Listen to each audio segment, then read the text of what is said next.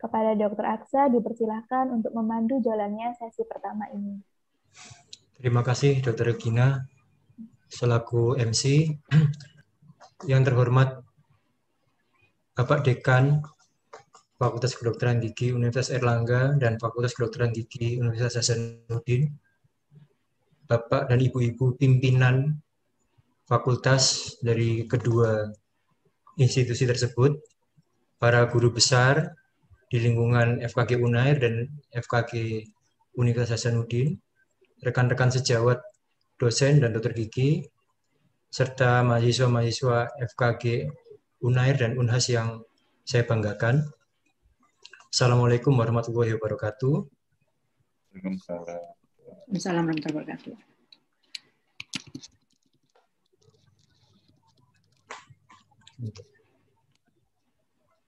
Saya akan share dulu CV dari Prof. Eri sebentar.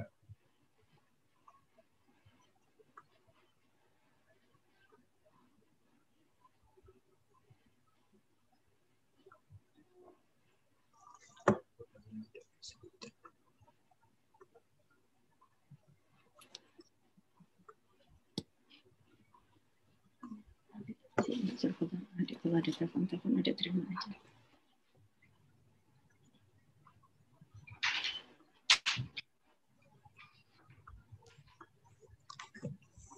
Bapak Ibu sekalian, para hadirin, 70% dari masyarakat Indonesia adalah masyarakat yang berusia di bawah 40 tahun. Dan sebagian besar dari mereka terkait erat dengan aktivitas media sosial. Tidak terkecuali para sejawat dokter gigi kita yang mungkin sebagian besar juga berusia di bawah 40 tahun.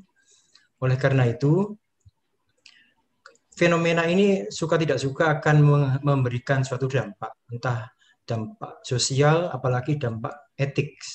Nah, pada pagi hari ini kita mendapatkan keberuntungan dengan hadirnya seorang ahli bidang ilmu kesehatan gigi masyarakat yang akan membahas tentang hal ini dan mendiskusikan secara intensif dengan kita semua. Beliau adalah Profesor Dr. Tri Eri Astuti. Beliau adalah Dekan Fakultas Kedokteran Gigi Universitas Trisakti dan hari ini sedang berulang tahun yang keberapa, Prof? Ya, sudah jelas Ada tahunnya lagi. Tua sekali ya katanya. Ada tahunnya ya. Riwayat pendidikan beliau bisa dilihat di presentasi tersebut di tayangan ini. Kemudian riwayat pekerjaannya yang sangat impresif, sangat mengesankan.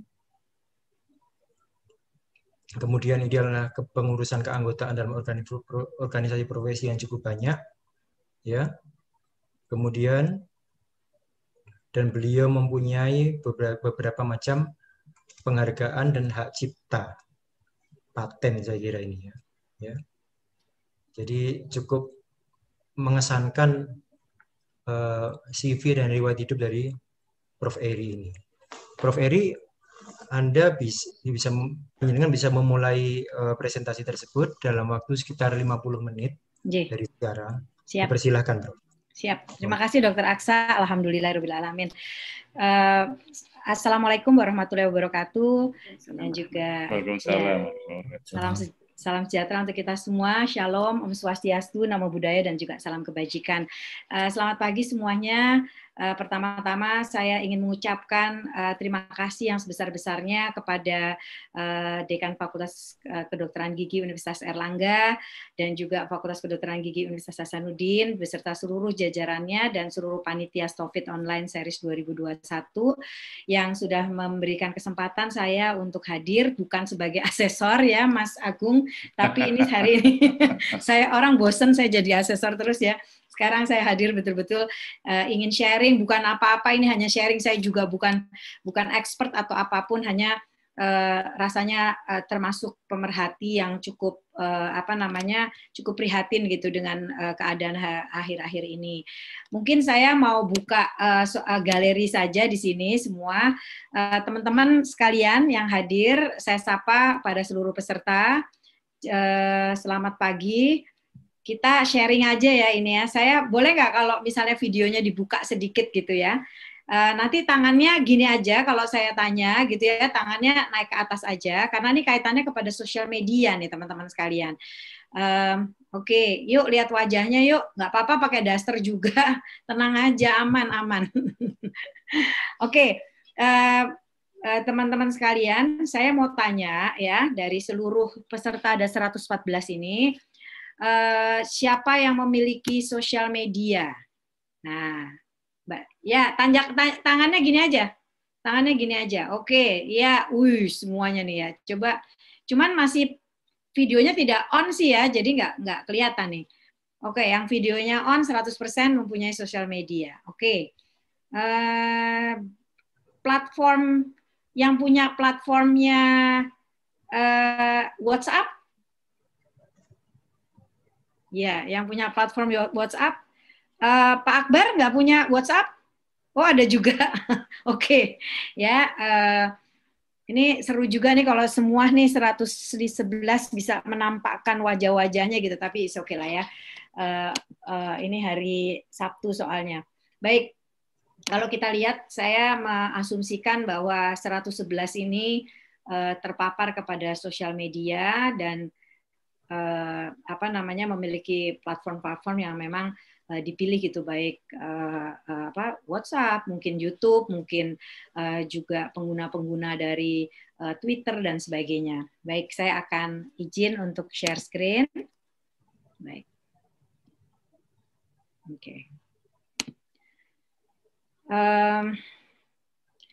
Yang akan saya share ini adalah tentang social media communication, yang tentunya teman-teman sekalian tentu seperti tadi kita akui bahwa saya sih punya Twitter, punya WhatsApp, sering menggunakan YouTube, punya Instagram gitu ya, gaul banget gitu ya. Jadi artinya cuman karena seneng aja gitu untuk itu. Nah, ini di sini kita akan bicara tentang ethical aspect di dalam praktek kita. Ya, terima kasih sekali lagi kepada panitia Mbak Mareta yang menghubungi saya untuk Storefit Online series.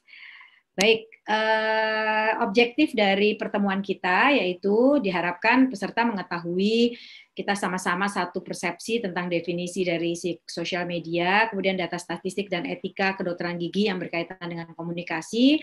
Kemudian juga peserta mengetahui beberapa isu etika yang terjadi dari penggunaan komunikasi pada sosial media dalam praktek kedokteran gigi, dan juga peserta mengetahui do's and don't-nya dari pengguna komunikasi pada sosial media. Tadi saya belum menyapa sahabat saya Prof. Darmawan. Kemarin kita rapat, hari ini kita rapat. Mudah-mudahan besok kita jumpa lagi ya Pak Darmawan. Nah ini oke. Kita samakan saja persepsi kita. Saya menggunakan sosial media. Saya baca dari Merriam-Webster bahwa ini merupakan suatu bentuk komunikasi elektronik seperti situs web untuk jejaring sosial dan microblogging. Yang ini nih kita nih, pengguna membuat komunitas online untuk berbagi informasi, ide, pesan pribadi dan konten. Nah ini yang kita gunakan, dan ini mudah-mudahan kita semua sama di dalam mempersepsikan apa sih sebenarnya yang dimaksud dengan sosial media tadi. Nah, tentunya di dalam kita nanti akan berbicara tentang sosial media, saya ingin menyampaikan tentang social media revolution dan juga internet statistik. Ini saya ambil dari Hotsuite tentang digital around the world ya. Penduduk ini yang sampai paling terakhir nih, tadi malam saya coba browsing, tetap di Januari 2021 nih ada beritanya, walaupun ada Maret tapi tetap dia tayangkan Januari 2021. Jumlah penduduk dunia itu sebanyak 7,83 miliar ya, dan ternyata sebanyak 5,22 miliar dari population yang ada itu menggunakan pengguna dari mobile phone. Jadi saya yakin 100% peserta yang hadir pada hari ini sebanyak 111 ini tentu mempunyai mobile phone. Bahkan mobile phone-nya Pak Darman aja 10 tuh. Pak Darmawan ada 10 ya ininya. Mobile phone-nya 12. Nomornya 12 tuh, lebih banyak lagi, satu lusin ya. Jadi soalnya nggak enak kalau nggak satu lusin. Nah, ini artinya orang sebanyak 5,22 miliar tuh mungkin saja ada satu orang itu bisa lebih dari satu. Kemudian pengguna dari internet dikatakan ada 4,66 miliar dari populasi yang ada. Jadi hampir lebih dari setengah penduduk dunia ini menggunakan internet, dan apalagi aktif sosial media. Itu adalah 4,20 miliar di dunia nih. Gimana di Indonesia?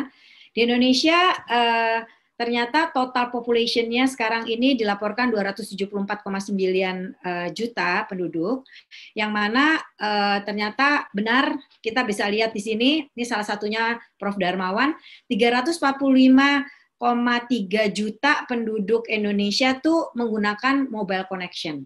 Jadi artinya kalau penduduknya 125,6%, artinya satu orang tuh bisa melebihi, punya 1, 2, 3, 4, 5 atau berapapun gitu. Nanti sama pacarnya lain, sama simpenannya lain gitu ya gitu kira-kira. Jadi ternyata begitu begitu demand-nya tinggi sekali gitu. Jadi saya rasa tukang handphone tuh laku banget ya di sini ya. Nah di sini internet user itu adalah 2,6 juta penduduk Indonesia, dan juga yang aktif sosial media yaitu sebanyak 170 juta, 61,8%. Nah inilah Indonesia kita. Kalau kita lihat lagi di sini, yang total yang aktif 170 juta itu ternyata menggunakan sosial medianya melalui mobile phone itu sebanyak 99,1%. Jadi kalau kita kasih catatan bahwa 61,8% penduduk Indonesia yaitu terpapar terhadap sosial media. Nah ini kita termasuk di dalamnya, karena kita tadi beberapa yang sudah menunjuk tangan ini bahwa kita memiliki semua sosial media. Nah tadi yang saya tanyakan, platform apa yang kita punya gitu ya, apakah WhatsApp hampir 100%, saya mengasumsikan semua memiliki. Dan ternyata YouTube itu tertinggi, yaitu 93,8%, kemudian disusul dengan WhatsApp adalah 87,7%, Instagram 86,6%, Facebook 85,5%, Twitter 63,6%. Ini di Indonesia ya, karena kalau teman-teman di Amerika, ayo dong kita WhatsApp yuk gitu. Oh kita nggak punya gitu. Ayo dong apply deh gitu biar mudah, karena jadi gratis nih kita kalau ngobrol-ngobrol gitu kan.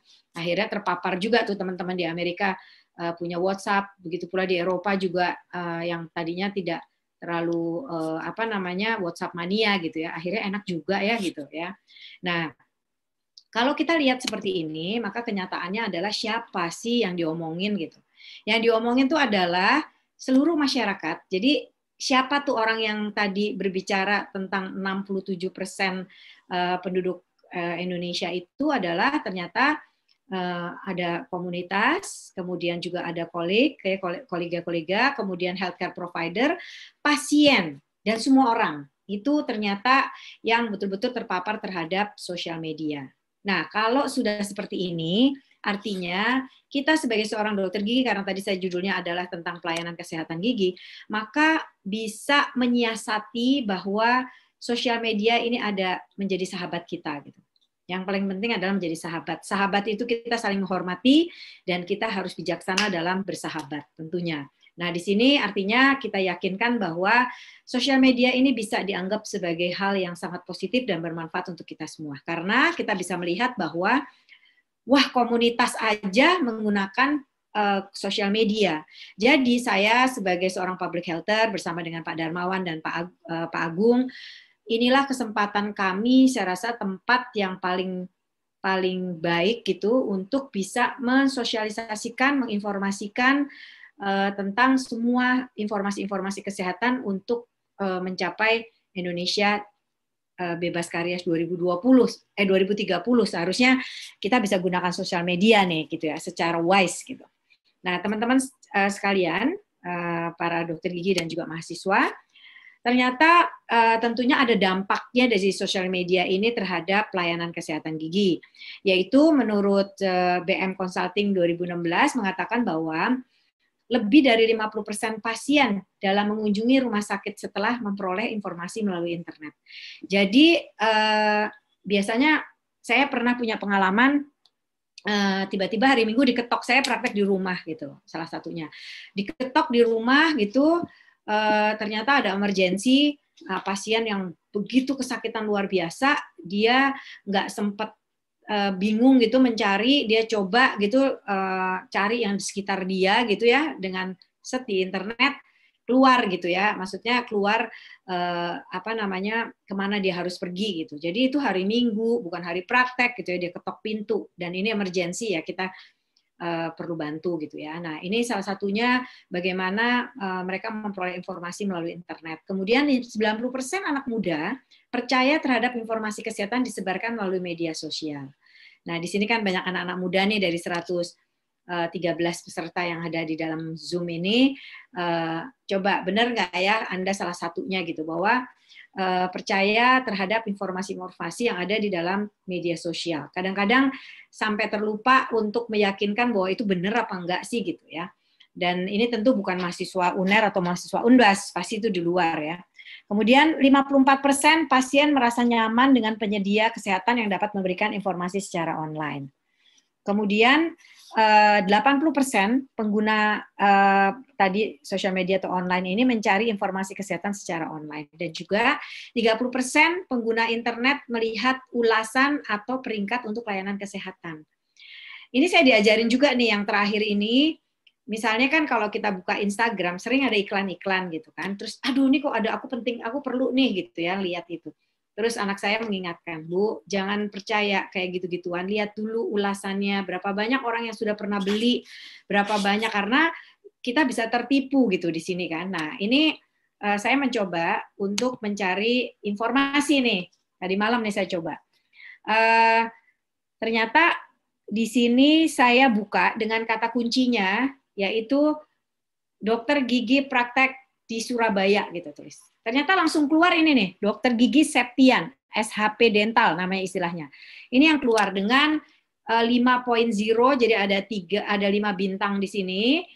Kemudian diikuti dengan ini nih, semua nih praktek dokter dan sini ada banyak di bawah ya. Tapi yang utama, yang pertama begitu dibuka tuh ini. Nanti coba aja dibuka dengan kata kuncinya itu. Kemudian saya lihat, apa sih ulasannya seperti yang tadi dikatakan bahwa 30% orang itu melihat ulasan untuk datang ke tempat praktek kita. Nah, di sini ternyata Dr. Septian ini mendapatkan 13 ulasan dengan 5.0 nilainya. Di sini ada beberapa ulasan, terima kasih sudah mencabut gigi saya dokter, sukses terus dok, dokter komunikasi. Nih, yang komunikatif dan terjangkau. Jadi positif-positif gitu ya di sini. Kemudian tempat praktek yang bersih, rapi, pengerjaan. Nah, ini adalah penggunaan sosial media yang positif untuk si dokter tersebut ya. Kemudian ini saya coba lagi karena ini ada Unhas, maka saya cari dokter gigi praktek di Sulawesi Selatan. Saya tulis langsung Makassar gitu. Nah, keluarlah ini nih. Makanya saya ngambilnya jam 21 jam berapa itu ya, jadi sudah segera tutup katanya gitu. Nah, ini di sini ada 4,9 bintangnya di sini, dan ulasannya bahwa ada ulasan 9 ulasan, pelayanannya bagus dan ramah, dokternya bersahabat. Wah, ini dengan hal-hal seperti ini nih biasanya masyarakat akan lihat nih, nah, udah deh kalau saya ke Luxeden rumahnya deket lagi nih, daerahnya deket dengan area saya gitu ya. Ini karena di sini tuh banyak jempol suka gitu. Nah, inilah penggunaan ataupun impact atau dampak dari sosial media dengan melalui si ulasan. Nah, sejarah dari media sosial sendiri kan kita tahu bahwa 10 tahun terakhir ini kita sudah tergandrungi dengan media sosial. Kemudian dengan adanya media sosial ini maka budaya komunikasi mulai berubah gitu kan, ada budaya komunikasi. Apa budaya komunikasinya? Kita nggak ketemu ya. Kemudian karena apa? Karena media sosial tidak terbatas hanya untuk membagikan informasi saja. Jadi segala macam gitu. Bisa informasi, bisa jualan, bisa segala macam ada di sana. Dan yang paling parah adalah bahwa media sosial sebagai interaksi sosial dengan orang yang dikenal, karena kita melalui WhatsApp kita kenal, tapi juga tidak dikenal. Bisa terjadi tidak dikenal seperti tadi kan, dia menawarkan, dia mengapakan, dan banyak sekali orang tertipu ternyata ya melalui media sosial ini. Dan kita perlu cermat sekali untuk hal tersebut. Nah, sehingga kenapa kita sebagai seorang dokter gigi harus menggunakan sosial media gitu ya? Tidak harus, tetapi kenapa kita menggunakan sosial media? Karena tadi saya sudah sampaikan di depan bahwa ternyata semua gitu. Tadi sudah sudah borderless gitu ya. Jadi semua masyarakat, pasien, semua gitu ternyata menggunakan sosial media. Sehingga apabila kita cermat di dalam dalam mengatasi ini, maka sosial media akan menjadi sahabat kita dan tentunya akan menjadi salah satu bagian yang bermanfaat di dalam menjalankan praktek dokter gigi kita. Nah, di sini kan karena more and more people are exposed on using social media. Begitu banyaknya. Nah, sejawat sekalian, alasannya social media communication antara dokter gigi dan pasien ini yaitu perlu ada di dalam praktek kita adalah bahwa ternyata sosial media ini bisa menjadi ajang pemasaran ya untuk memanggil pasien-pasien baru, tentunya mengattract pasien-pasien baru. Kemudian juga bagaimana kita berhubungan dengan peer kita dan juga bahkan ke pasien kita, terjadinya pertukaran informasi kesehatan dan lain-lain, dan juga bagaimana reputasi di sini tentunya. Nah, sejawat sekalian, kelebihan penggunaan media sosial adalah, ini saya masih positif terus, kita harus berpikir positif soalnya ya. Nah, kelebihan penggunaan media sosial ini tentunya pada pendidikan kedokteran gigi, apalagi pada saat pandemi seperti ini sangat bermanfaat sekali. Karena kita tugas-tugas dan sebagainya bisa disampaikan ya kepada si mahasiswa tentunya. Kemudian pemberdayaan pasien melalui komunitas virtual juga bisa dilakukan, yaitu meningkatkan standarisasi terapi untuk manfaat pasien. Juga pasien dapat melaporkan pengalaman dalam situs pasien. Tentunya ada, kalau kita buat situs pasien, dia bisa menceritakan ataupun dia mengeluh kesah di sana. Kemudian upaya meningkatkan pemasaran untuk calon pasien. Nah, tadi sebenarnya kalau kita lihat OMP itu dilakukan oleh, kalau menurut saya ini asumsi saya, 2 praktek dokter gigi yang tadi keluar muncul tadi, itu kemungkinan besar mereka menggunakan optimisasi mesin pencari. Ini berbayar, tetapi pada saat orang klik sesuatu, yang nomor 1 keluar tuh ya klinik-klinik itu gitu ya. Kemudian mengatasi isolasi profesional, yaitu meningkatkan jaringan profesional dan memfasilitasi tercapainya praktek yang mumpuni. Nah, sejawat sekalian, sehingga pada saat kita memutuskan bahwa sosial media ini akan menjadi sahabat kita, tentu kepada sahabat ini kita betul-betul harus men-treat sahabat kita ini dengan bijaksana. Jangan sampai tidak bijaksana. Kalau tidak bijaksana, kita akan berujung kurang baik gitu tentunya. Nah, ini pada saat kita bersahabat dengan si sosial media, maka apabila kita bijaksana dalam menggunakannya, maka terjadilah banyak keuntungan-keuntungan, di antaranya adalah memperluas jaringan profesional, membantu proses pendidikan profesional, memfasilitasi promosi fasilitas pelayanan kesehatan, dan juga promosi kesehatan dengan secara legal ya. Tentu sangat baik gitu. Nah, tapi pada saat kita bersahabat tetapi kita tidak bijaksana di dalam menggunakan sosial media, maka yang menjadi masalah adalah ethical problems ya. Jadi kita bisa menghadapi masalah-masalah etika yang tentunya kita tahu bahwa secara normatif untuk etika ini diatur oleh organisasi profesi kita. Memang kita kalau sampai hanya pelanggaran etika sih kita hanya dijudge oleh MKEKG, jadi Majelis Kehormatan Kode Etik Kedokteran Gigi ya. Namun kalau sudah sampai akhirnya sampai ke ranah hukum, tentunya itu yang sudah bermain adalah tentu kepada ranah hukum. Nah, ini kalau ethical problems ini yaitu misalnya pelanggaran privasi pasien. Kita sudah diwanti-wanti bahwa di dalam lafal sumpah itu sudah dinyatakan bahwa kita harus menjaga privasi ataupun dari si pasien yang kita punya, kerahasiaannya.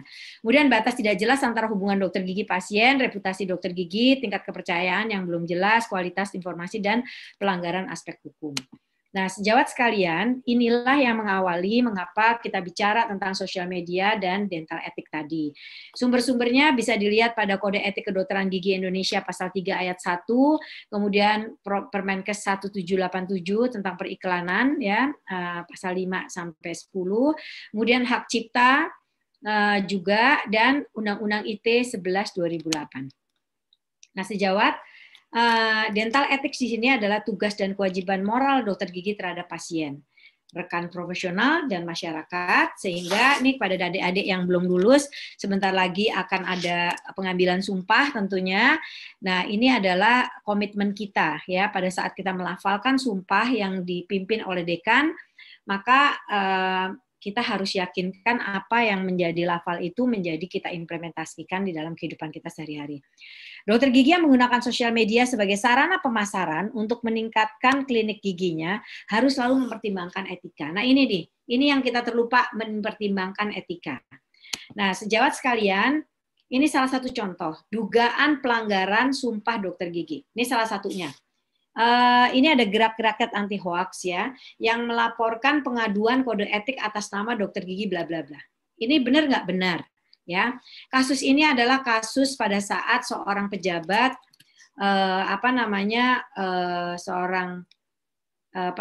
bukan seorang pejabat, seorang seleb lah kira-kira mungkin ya, atau tokoh masyarakat begitu ya, yang mengklaim bahwa dia dianiaya gitu ya, dianiaya. Kemudian dokter gigi tersebut mendefense gitu ya pernyataan tersebut bahwa betul ini saya dokter gigi bla gitu ya, saya nyatakan bahwa betul ini si A ini benar-benar memang teraniaya gitu. Nah, padahal ternyata usut punya usut, kasusnya ini ternyata adalah si pasien ini ternyata memang habis dioperasi gitu ya, operasi operasi muka gitu. Jadi artinya bukan dianiaya. Nah, ini kan artinya ada pernyataan dari seorang dokter gigi, bayangin dokter gigi kok ngomongin seperti ini gitu ya, yang memberi kesan dan keterangan atau pendapat yang tidak dapat dipertanggungjawabkan. Ya, harusnya dapat dipertanggungjawabkan, tapi ini tidak dapat dipertanggungjawabkan karena pada dasarnya ternyata orang tersebut yang dibela oleh dokter gigi itu ternyata memang tidak dianiaya itu ya.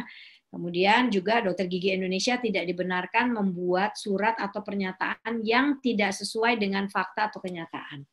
Ya, ini kita hati-hati teman-teman sejawat sekalian untuk pernyataan-pernyataan yang ada di dalam suatu sosmed. Ini di dalam sosmed ditaruh. Nah, masalah etika yang timbul dari penggunaan media sosial, diantaranya bisa terjadi pelanggaran privasi atau kerahasiaan pasien. Hati-hati, ini salah satunya. Kalau kita mau bersahabat, ini kita hindari. Kemudian batas hubungan yang tidak jelas antara dokter gigi dan pasien. Ya, jadi di dalam satu sosial media nih bisa dokter sama pasien yang ngapain atau apapun gitu ya di sini.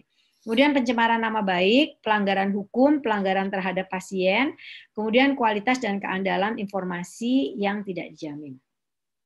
Ya, sejawat sekalian, melihat ini maka sebagai catatan kita mesti berhati-hati untuk online dangers, yaitu ada potensi penyebaran informasi yang salah.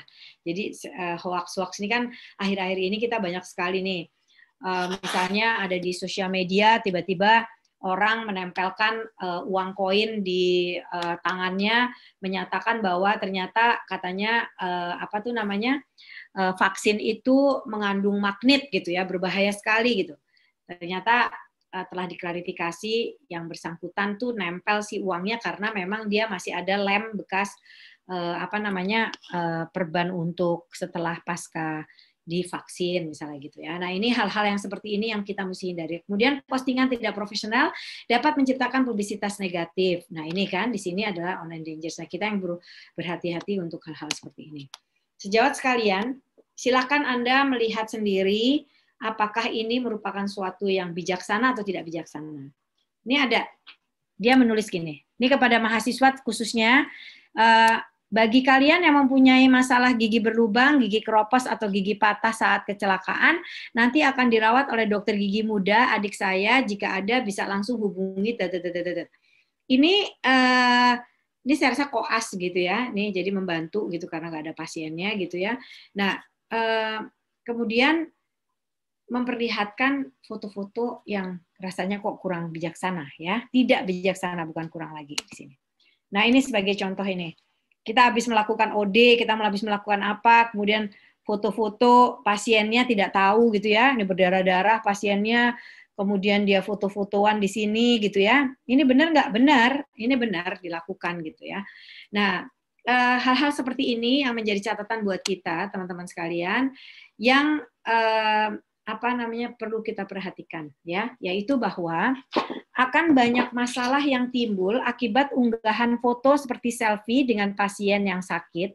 Misal udah kesakitan pasiennya tanpa ada izin dengan si pasien, kemudian kita foto, kemudian kita upload, nih loh pasien aku hari ini misalnya gitu ya. Ya, dan ini merupakan hal-hal yang akan menjadi ranah hukum nantinya. Kenapa? Pada saat si pasien ini tidak menerima bahwa diperlakukan seperti itu, maka pasien ini dapat mengadukan kepada kepada MKDKI bahwa ada privasi yang dilanggar oleh si dokter yang bersangkutan. Kemudian Pasal 48 Undang-Undang Nomor 29 Tahun 2004 tentang praktek kedokteran, bahwa setiap dokter atau dokter gigi dalam melaksanakan praktek kedokterannya wajib menyimpan rahasia kedokteran. Nah ini, wajib menyimpan rahasia kedokteran. Kadang-kadang juga terlupa teman-teman, kita ngomong gitu, aduh tadi pasienku hari ini adalah pasien OD, mulutnya bau banget dan aduh nggak tahan loh sampai saya udah double masker pun nggak mempan gitu misalnya ya, tanpa sengaja kan sebenarnya itu ditulis gitu. Kemudian pasal 32 Undang-Undang Nomor 44 Tahun 2009 tentang rumah sakit yang mengatakan bahwa hak pasien untuk mendapatkan privasi dan kerahasiaan penyakit yang dideritanya. Jadi artinya bahwa pasien tuh memiliki hak untuk mendapatkan perawatan gitu ya di sini. Ya, mendapatkan perawatan yang dirahasiakan. Kemudian pelanggaran undang-undang diancam pidana kurungan badan seperti yang diatur dalam pasal 322 KUHP. Barang siapa yang dengan sengaja membuka rahasia yang wajib ia simpan karena jabatan atau karena pekerjaannya, baik yang sekarang maupun yang dahulu, dihukum dengan hukuman penjara dan bla bla bla. Nah, inilah kira-kira hal-hal penting dalam sosmed untuk ranah hukum. Sehingga apa sih yang boleh dan tidak boleh sebenarnya kita lakukan pada sosial media di dalam dental practice? Ini ada beberapa contoh. Teman-teman sekalian, komunikasi efektif dengan pasien. Karena kita menginginkan komunikasi efektif, maka kita kasihlah akun kita gitu. Ya, kita kasih WhatsApp kita ataupun apapun platform yang Anda punya. Kemudian yang terjadi adalah bahwa di dalam akun personal ini, maka terjadilah hal yang tidak diinginkan. Maka untuk untuk pasien-pasien kita kasih akun baru, ya, kita kasih akun baru supaya supaya tidak privacy itu tidak terhambat ya. Kemudian mendapatkan persetujuan dari pasien dalam hal kalau dia akan melakukan testimoni ya, menunjukkan testimoni atau komentar pasien dengan mencantumkan identitas pasien di media sosial. Dan di sini tentunya boleh dilakukan apabila dapat persetujuan.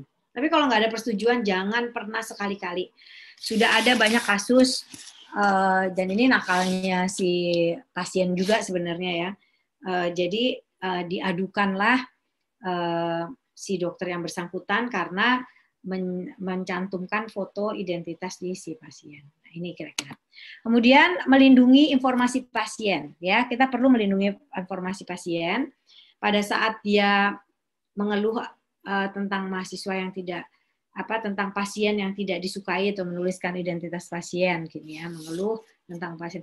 Nah, di sini kita perlu yang akan do-nya adalah menyimpan identitas pasien saat mengeluh di media sosial. Jadi kalau kita ingin meletakkan sosial media ini, berita atau informasi ini di sosial media, maka perhatikan hal-hal seperti ini. Kemudian juga perilaku dokter gigi untuk mendapatkan kepercayaan pasien. Di sini dokter gigi meminta temannya untuk tidak mengunduh fotonya. Ini perilakunya, ya. Ini jadi kita bilang gitu, foto barang-barang kita nggak usah dimasukin ya, gitu, ya misalnya. Tapi yang paling parah adalah apabila kegiatan-kegiatan kita yang kita tahu bahwa kegiatan ini merugikan tubuh manusia, misalnya ya merokok dan sebagainya, misalnya. Terus kemudian kita hati-hati untuk tidak mengunduh ataupun minta ke teman untuk mengunduh foto-foto tersebut gitu ya. Kemudian, nah untuk menghindari masalah etika dalam menggunakan media sosial, yaitu kita harus waspada pada hubungan privasi dokter gigi dan pasien. Tetap waspada terhadap ketidaksempurnaan sistem privasi di media sosial, kemudian menghindari hubungan non-profesional secara online dengan pasien, dan pertahankan kerahasiaan saat berbagi kasus secara daring. Nah ini kita bisa lihat. Ya, menghindari masalah nih gimana caranya? 1, sebaiknya setiap pengambilan foto medis haruslah disertai dengan informed consent. Jadi pada saat kita misalnya membuat kasus misalnya ya, kalau misalnya di PPDGS gitu buat kasus, atau mungkin kita sendiri ya ingin untuk mengambil foto foto-foto medis nih ya di sini, maka kita perlu informed consent. Kemudian informed consent tentu adalah persetujuan. Persetujuan ini harusnya didapat sebelum proses fotografi dilangsungkan. Nah, ini pernah kita kena bahwa ininya tanpa izin fotonya tuh kita upload gitu. Nah, kemudian pengambilan foto tersebut sebaiknya dilakukan oleh fotografer medis yang terlatih di lingkungan yang tepat dan sesuai. Jadi ada fotografer medis. Kemudian yang akan mengambil foto pun hendaknya selalu menghormati hak dan kehormatan pasien. Jadi artinya ada di tempat saya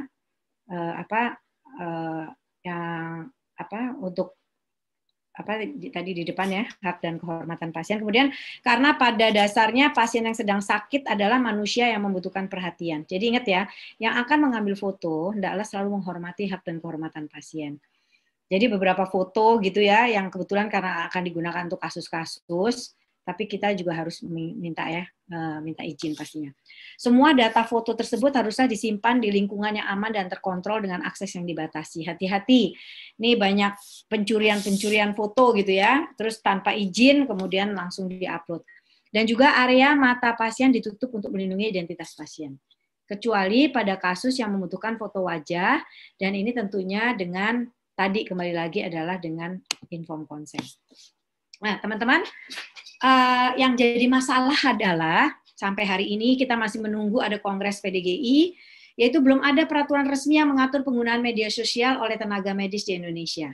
Jadi yang tadi yang kayak ITE, kemudian yang 1738 dan sebagainya, itu adalah hal-hal yang berkaitan dengan periklanan. Nah, sekarang yang berkaitan dengan sosial media ini belum ada yang mengatur. Nah, solusinya tentunya para tenaga medis dapat menggunakan media sosial secara bijaksana. Itu yang paling penting dulu deh. Jadi karena kita nggak punya rambu-rambunya, sebenarnya boleh apa enggak sih atau apa enggak sih gitu ya, media sosial tenaga medis. Kemudian dengan melihat kembali aspek-aspek yang termuat dalam kode etik di organisasi profesi masing-masing. Jadi ID, PDGI, semuanya tuh tentu mempunyai kode etik masing-masing ya. Oke.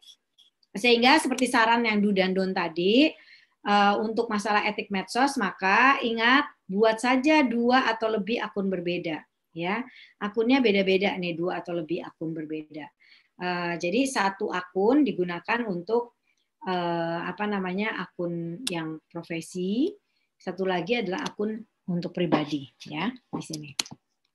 Nah, teman-teman, saran untuk masalah etik medsos akun profesi, bila sharing ke komunitas profesional, jika kontennya melibatkan pasien. Nah, jadi kan coba kita lihat deh, mungkin dokter Rio atau dokter banyak gitu, dokter-dokter yang membuat konten-konten blog-blog di dalam FB misalnya gitu.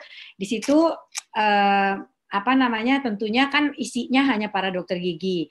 Nah, di sini ada sharing komunitas profesional. Maka yang harus kita perhatikan adalah kalau kontennya melibatkan pasien, maka kita perlu minta inform konsen kepada si pasien. Kemudian harus ada hitam di atas putih bahwa anaknya atau saudaranya atau suaminya atau siapapun itu kita gunakan untuk konten. Kemudian hati-hati keamanan situs, gunakan medsos yang terinskripsi baik dan mampu selektif mengatur sasaran dengan tepat, ya, untuk keamanan situs. Kemudian hati-hati memberikan opini mengenai sejawat, pegawai, fasilitas pelayanan kesehatan atau kolaborasi atau birokrasi kesehatan. Kemudian saran untuk masalah etik medsos, ya, pada saat beriklan, hati-hati, hindari yang bersifat memuji diri, jadi hindari kalimat superlatif, ya. Jadi artinya betul-betul kita memuji-muji diri kita bahwa kita nih akan 24 jam dijamin Anda tidak sakit gigi lagi dan sebagainya gitu, tuh harus hati-hati. Dilarang menggunakan testimoni pasien untuk mempromosikan diri. Misalnya tadi kan testimoni pasien, dokter keren banget dan sebagainya gitu ya, menggunakan testimoni pasien untuk kemudian kita promosikan. Kecuali semuanya ini atas sepengetahuan dan juga pasien-pasien kita tentu dengan informed consent. Tidak mengiklankan produk yang memiliki klaim kesehatan atau kecantikan di media sosial. Jadi ini ada di dalam 798 ya di sini. Nah, ini kecantikan, misalnya tidak mengiklankan produk yang memiliki klaim kesehatan atau kecantikan di media sosial. Waspada jika menjadi anggota MLM atau skema penjualan terutama pada produk-produk dengan klaim kesehatan nih. Jadi hati-hati untuk yang ini ya. Kemudian produk non kesehatan atau kecantikan sepanjang memperhatikan marwah profesi tidak masalah. Jadi misalnya yang nggak ada hubungannya sama kesehatan, mobil misalnya, iklan mobil gitu ya. Tapi ingat marwah profesi. Tidak menyebar hoaks dan melakukan kampanye yang merugikan ilmu kedokteran atau kesehatan masyarakat, misalnya gerakan anti vaksin dan sebagainya. Ini saran ya untuk masalah etik medsos. Nah, ini ada satu contoh kasus. Seorang pasien wanita mengeluh di media sosial karena disuruh membayar biaya. Ini saya nggak tahu pasti. Ini realita ya. Ini benar-benar terjadi. Ini bayar sekian di sebuah klinik yang mempromosikan jasanya dengan tarif murah melalui selebaran atau sosial media. Dokter gigi tersebut merawat gigi berupa perawatan, scaling, dan penambahan beberapa gigi. Nih, dia nih hanya lakukan ini aja. Kemudian pasien tersebut kecewa karena harga yang ditagihkan tidak sesuai dengan harga yang tertera dan harga yang sedang dipromosikan. Nah, klinik ini yang bersangkutan menulis harga membersihkan karang tuh scaling tuh berapa, ini berapa gitu. Jadi pasien tentu memiliki asumsi yang berbeda gitu ya di sini, yang menyebabkan dia pikir kenapa jadi mahal sekali gitu. Nah, ini yang akhirnya menjadi kasus juga ya untuk di ranah hukum. Nah, pasien menulis ketidakpuasan di medsos, ya. Ini kalau misalnya begini, apa yang harus kita lakukan? Tentu nggak langsung marah-marah kepada pasien ya. Jangan langsung dilakukan counter. Jadi nggak usah counter ke si pasien. Akan tetapi yang baik itu adalah akan membuat, karena kalau kita akan melakukan jumlah counter di sini maksudnya mengcounter jawaban dari si ketidakpuasan si pasien. Masa nggak puas sih misalnya kita jawab gitu ya. Nah, akan membuat gaduh karena warganet ikut komentar. Tidak semua memahami proses pelayanan kesehatan. Tanggapi secara personal namun tidak melalui media sosial, gunakan hak jawab melalui media formal. Kemudian pada saat pasien mengirim surat, maka balaslah surat itu secara tertulis juga. Kemudian dipastikan bahwa surat itu betul-betul sampai dipegang oleh si dokter yang bersangkutan. Karena kita tentunya kita berharap bahwa semua permasalahan itu bisa selesai dengan secara kekeluargaan. Kemudian terakhir sebagai sebagai kesimpulan, yaitu pada saat kita benar-benar akan bersahabat dengan sosial media, maka kita harus yakinkan bahwa sosial media ini dapat memberikan manfaat luas bagi masyarakat. Pastikan ini, sehingga misalnya tadi sebagai contoh saya sebagai public healther, bagaimana sosial media ini bisa membantu agar masyarakat benar-benar menyikat gigi 2 kali sehari sudah makan dan sebelum tidur misalnya. Kemudian perhatikan nilai etika kedokteran gigi, pasti pada saat kita bermain sosial media ini, perhatikan nilai etika kedokteran gigi, memiliki kemampuan untuk memilih media sosial. Jadi tentu kita paham media sosial mana yang akan kita gunakan. Kemudian kan tadi lihat ya, bahwa ternyata platform-platform yang digunakan di Indonesia juga nggak bervariasi, tapi masih 5 besar itu masih bisa dipertanggungjawabkan. Tingkat privasi dan keamanan yang bagus ya, dicari ini sosial medianya, kemudian kelola 2 akun terpisah pasti, dan studi etika kedokteran gigi khusus diperlukan untuk mengembangkan buku pedoman pastinya. Baik, sejawat sekalian, terima kasih perhatiannya. Inilah sharing saya kepada Bapak Ibu sekalian. Alhamdulillah saya rasa tepat 50 menit sesuai dengan apa yang disampaikan oleh Dr. Aksa. Untuk itu saya kembalikan kepada moderator. Terima kasih Prof.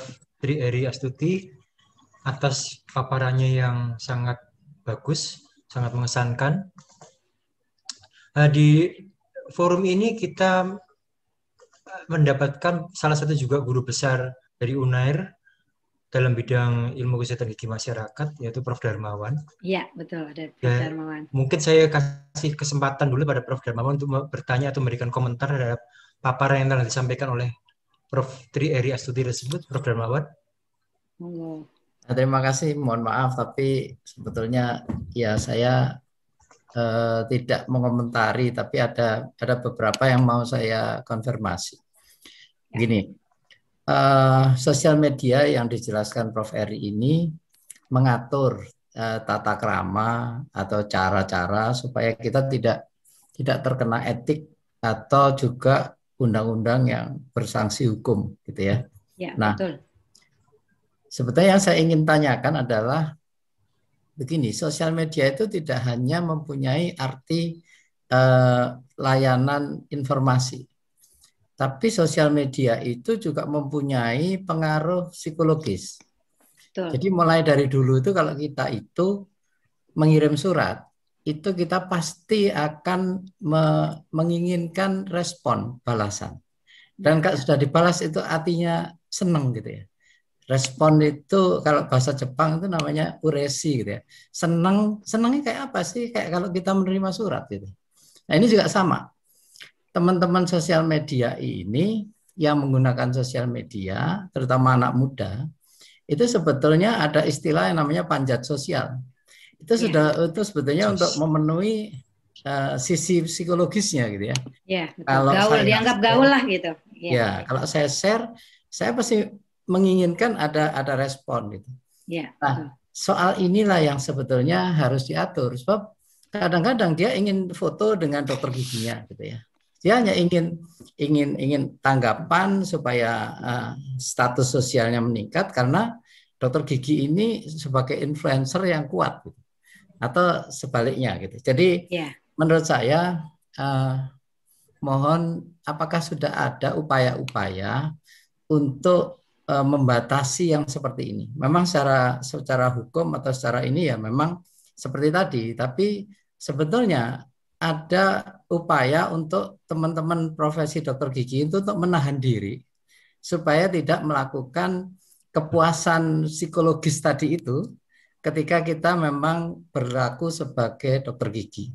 Saya kira mungkin begitu, Prof. Eri. Betul sekali. Benar, Pak Darmawan. Ini kedua belah pihak sih sebenarnya betul sekali. Ini saya contohkannya yang seperti tadi dicontohkan oleh Prof. Darmawan tentang bagaimana praktek dokter gigi, kemudian kebetulan yang hadir sebagai pasiennya itu adalah salah satu seleb gitu ya.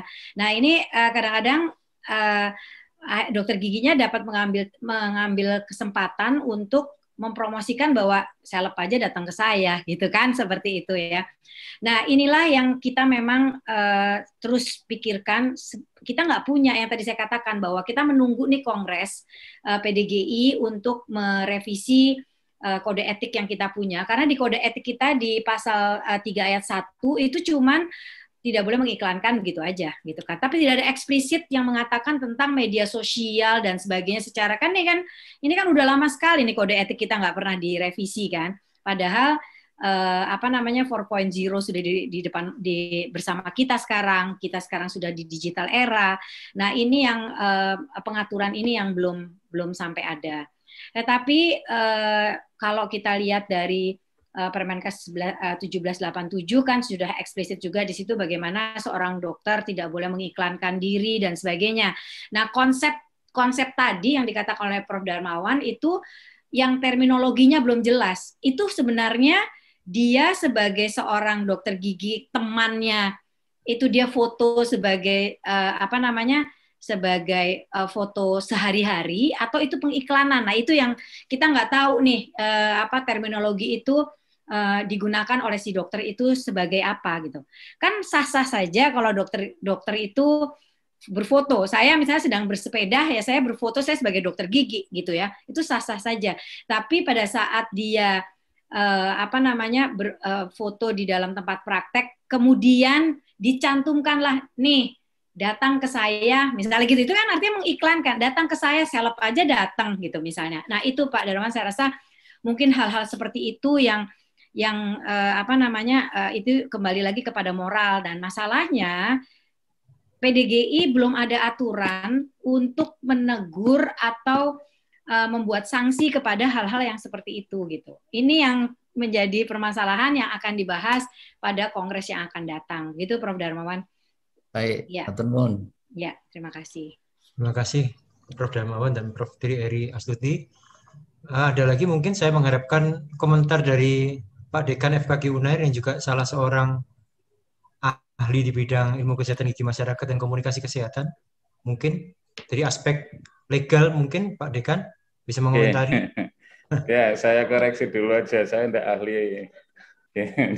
Sama-sama, saya juga bukan magister hukum juga, tetapi pemerhati. Ada senior saya yang cukup sebenarnya sangat ahli di bidang beliau masing-masing, yaitu Prof. Eri dan Prof. Darmawan. Tapi satu hal Prof mungkin yang bisa saya komentari terkait dengan tadi presentasi jenengan, bahwa memang dokter gigi sebagaimana profesi kesehatan yang lainnya memang dihadapkan pada hal yang sangat dilematis sekali. Ketika bicara etik sebenarnya itu terkait dengan profesi kita yang konon dikatakan sebagai noble profession, Prof. Bahwa profesi yang luhur ya, di mana etikanya itu kemudian menjadi salah satu parameter bagaimana kita bisa menjalankan profesi yang luhur tadi.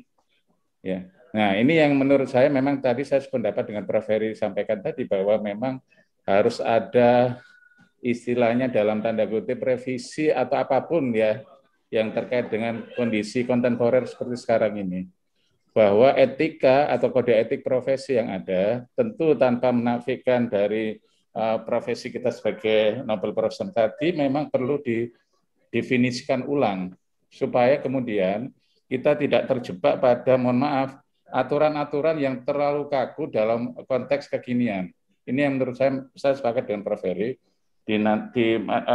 nanti di Kongres PDGI ke depan memang harus didefinisikan ulang, supaya nanti bisa sama atau setidaknya itu memberikan ruang gerak yang cukup baik buat kita sebagai salah satu insan di bidang berprofesi di bidang kesehatan, terutama sebagai seorang dokter gigi.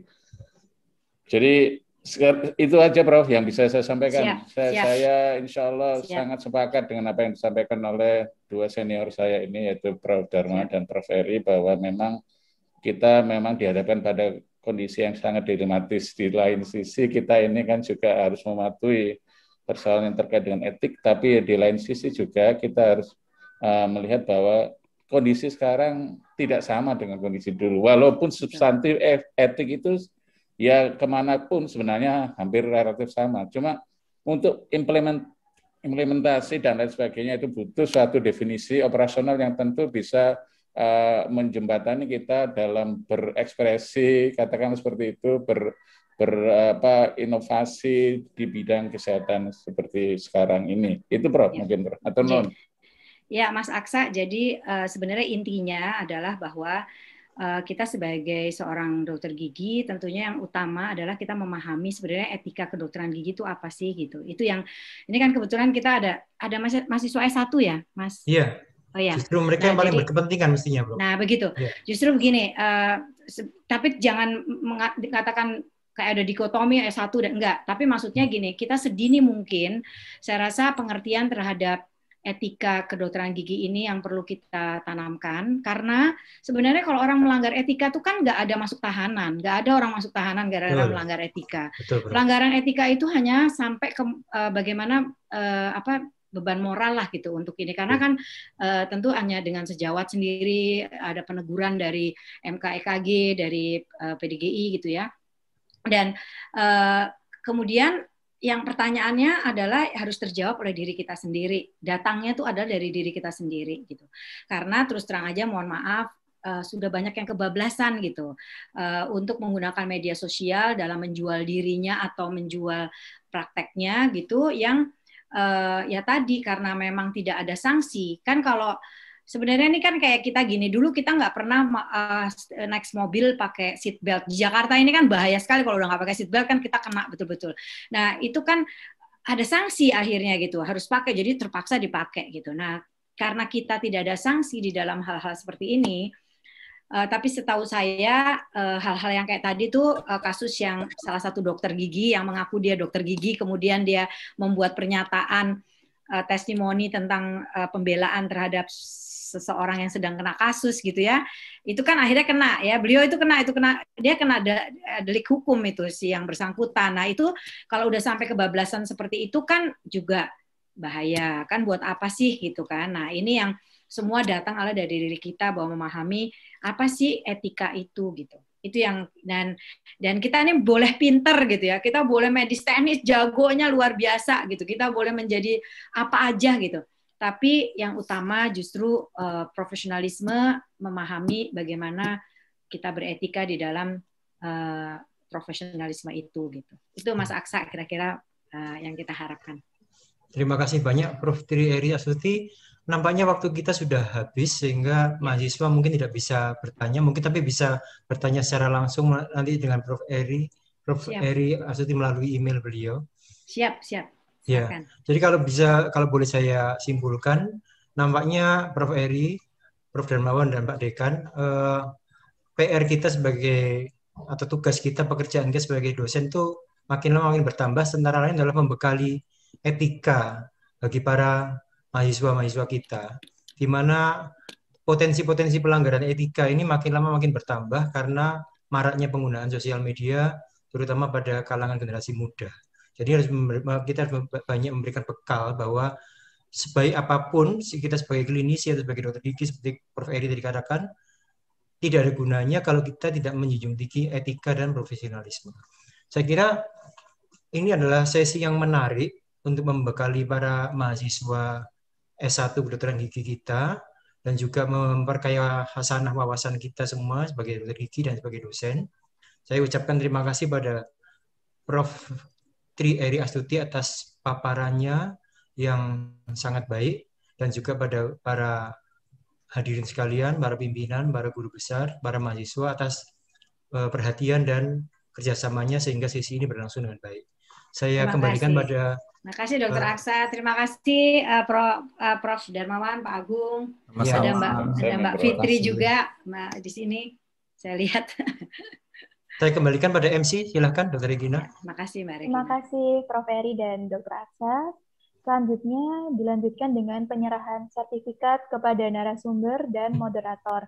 Kami mohon dengan hormat kepada Dekan FKG Universitas Airlangga, Dr. Agung Sosiawan, Dokter Gigi Magister Kesehatan untuk berkenan menyerahkan sertifikat kepada Prof. Eri selaku pembicara di sesi yang pertama ini. Oke, matur nuwun. Prof. Eri yang saya muliakan, saya selaku Dekan FKG UNER dan juga mewakili panitia dalam penyelenggaraan Stofit Online Series ini, saya menghaturkan terima kasih yang sebesar-besarnya pada Prof. Heri yang dalam kesibukan Prof. Heri selaku Dekan, juga selaku akademisi, masih menyempatkan diri untuk berbagi pengalaman, pengetahuan maupun tentu yang terkait dengan persoalan etika yang memang semakin ke sini semakin memang perlu, tadi sudah disampaikan oleh Dr. Oki, memang perlu diperhatikan. Oleh karenanya sekali lagi Prof, di dalam hari yang sangat membahagiakan buat jenengan, saya perkenankan saya memberikan sertifikat of appreciation pada Prof. Heri. Semoga Prof. Heri tidak bosan untuk tetap berkenan menjadi narasumber di acara kami. Karena pada prinsipnya acara ini adalah tentu bisa bermanfaat sebagaimana kalau dalam ajaran Islam itu dikatakan berbagi ilmu adalah akan memberikan kita semacam pahala yang tidak akan pernah putus sampai kita nanti tidak ada. Itu Prof yang ingin saya sampaikan. Matur nuwun Prof atas segala kerjasamanya selama ini kepada Fakultas Kedokteran di Universitas Airlangga yang sudah diasesori yang kemarin itu, kemudian sekarang menjadi pembicara di acara kami. Matur nuwun, terima kasih. Ya. Selamat untuk unggulnya juga. Selamat. Terima kasih Bro. Terima kasih. Terima kasih Dr. Agung. Selanjutnya kami mohon Dr. Agung Sosiawan berkenan menyerahkan sertifikat kepada moderator Dr. Gigi Aksa Syuhada, Magister Kesehatan. Oke. Dr. Oki, saya biasa manggil Dr. Oki, bukan Dr. Aksa, karena beliau ini senior saya di SMA dulu. Jadi terima kasih Dr. Oki atas peran sertanya sebagai moderator dan juga pembawa doa tadi. Semoga apa yang sudah jenengan lakukan tadi dicatat sebagai amal ibadah dan insya Allah akan sangat bermanfaat buat kita semuanya yang hadir di sini. Terima kasih Dr. Oki. Terima kasih Pak Dekan. Terima kasih Dr. Agung, Prof. Eri, dan Dr. Aksa.